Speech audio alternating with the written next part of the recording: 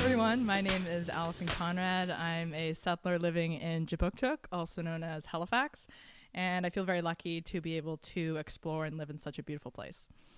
So I'm here today to tell 3 little stories from a sea kayaking expedition I did in British Columbia back in November 2019. So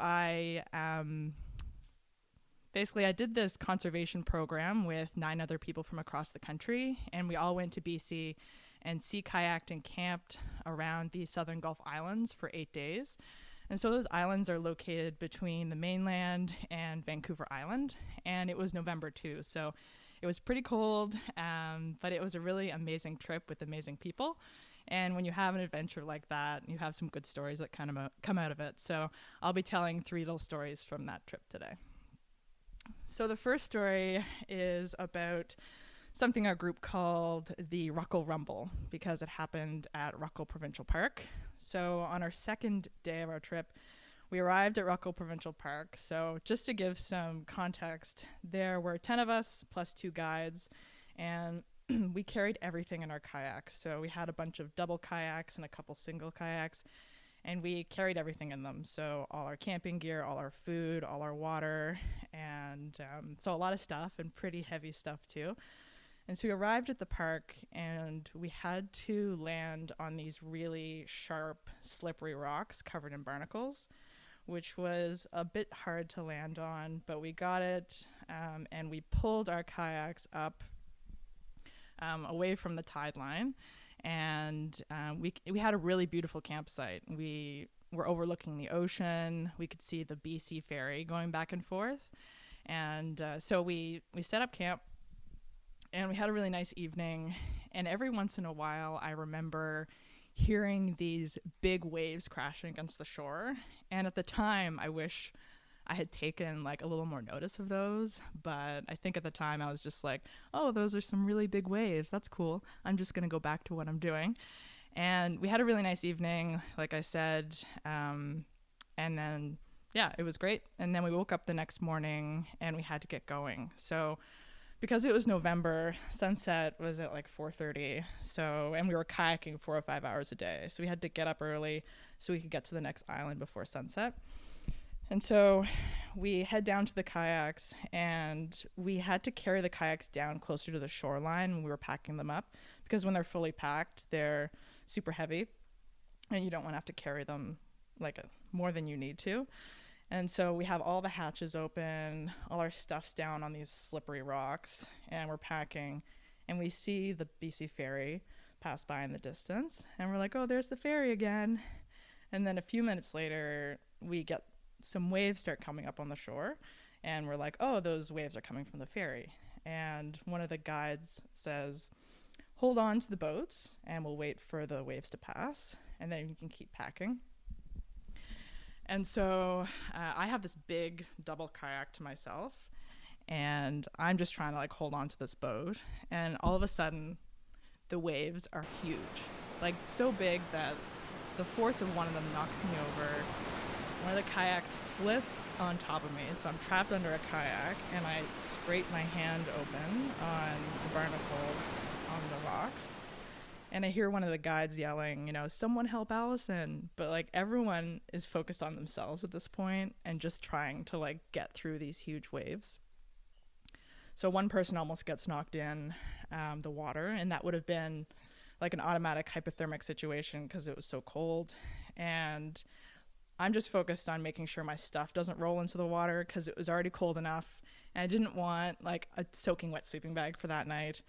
And so I see my sleeping bag rolling towards the ocean, and I'm under the kayak, and I'm trying to reach over, and I grab the sleeping bag because I'm it's not getting wet. And then eventually the waves pass, and we all look up, and all kinds of stuff is just floating in the water. And one of the guides says, okay, we need to get going before the next ferry comes in 15 minutes because we don't want to go through that again. So we were pretty lucky because it was a near miss, so the trip could have ended. We didn't lose anything super important. No one was hurt or anything, which was really good. And, it's funny, it happened the second day. But, when people say the word adventure, people think, Oh, it's a lot of fun. But also, adventures are about challenges and overcoming those challenges. And I was really happy to be able to overcome this challenge with that group of people. And while it wasn't fun at the time, because we were all soaking wet for the rest of the day and just super cold, it makes for a good story now. And it makes for a good story for me to tell everyone today. So that's great. So luckily, nothing like that happened for the rest of the trip. So my second and third stories fall under when we did our 24-hour solo experience later in the trip. So I think it was about our sixth day, we arrived at Blackberry Island, which was probably my favorite island of all of them. It was really beautiful.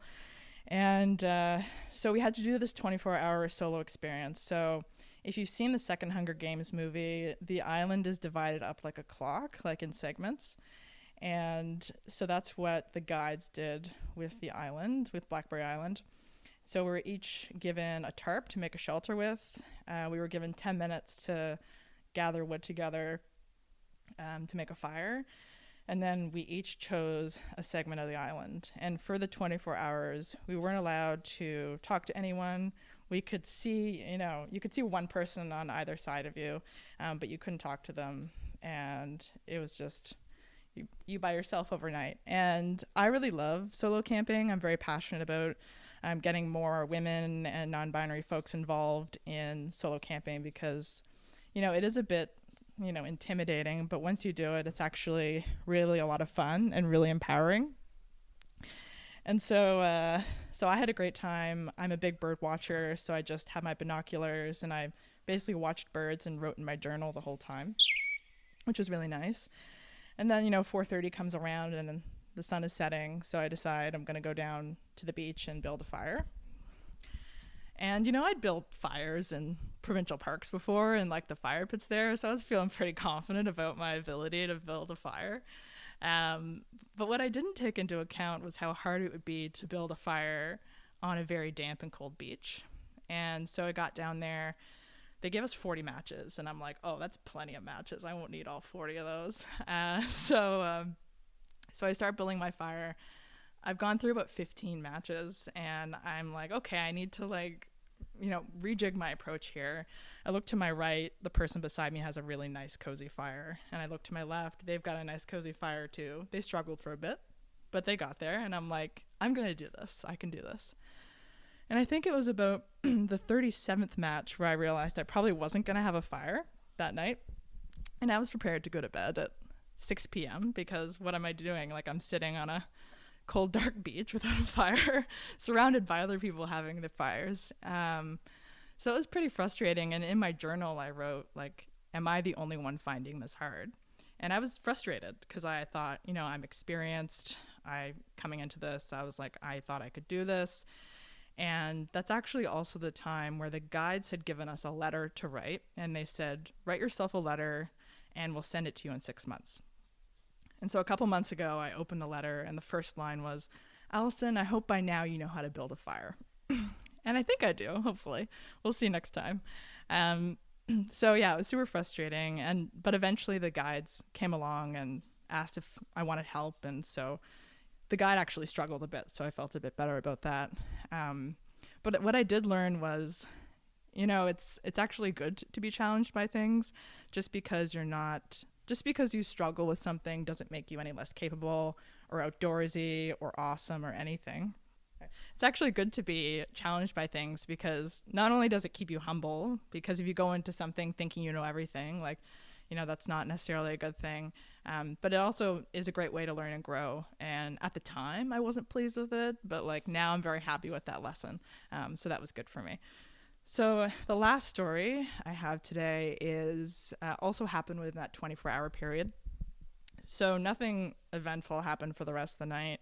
Everyone went to sleep, and then we all gathered back at base camp the next morning. So we all gathered back together, and we each shared our solo experiences.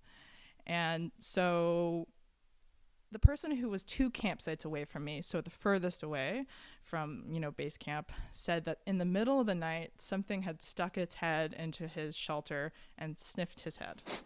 And before we went on these solo experiences, we were told what to do if we ran into a bear or a cougar, which I guess was a possibility on the island, but unlikely. So for a bear, we were told to, stand our ground, like don't make eye contact, back away slowly. And for a cougar, basically, if it attacks you, you're supposed to be prey that's not worth it. So you're supposed to fight back against the cougar. So anyways, something sniffed its head in the middle of the night. And then the person beside me, at the campsite beside me, said that she had been woken up in the middle of the night and heard heavy, footsteps and, really heavy breathing. And she told me later that she was in her shelter, holding herself, being like, don't be the prey, don't be the prey. And then the person on the other side of me said that she had found a freshly killed deer carcass near her shelter.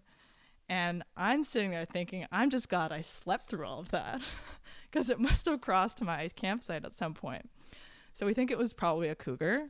And the guide said that if they had known there had been an active cougar around, we wouldn't have been allowed to go out on our solo experiences. So that story isn't meant to scare anyone. It's just more so nature is, and the outdoors is beautiful and awesome, but it can also be dangerous. So it's just, respect nature, be prepared, be sensible, be safe, and you'll have a great time. But it does make for a good story. Even though I was asleep, I like to think it was still my own little brush for the cougar too. So yeah, those are the stories I wanted to share today. And, I'm a big believer in everyone building their own relationship with nature. Adventures come in many forms, whether it's sea kayaking, camping, bird watching in your yard, walking in the park. I encourage everyone to build their own special connection with nature and share it with others if you can. So thanks so much for listening.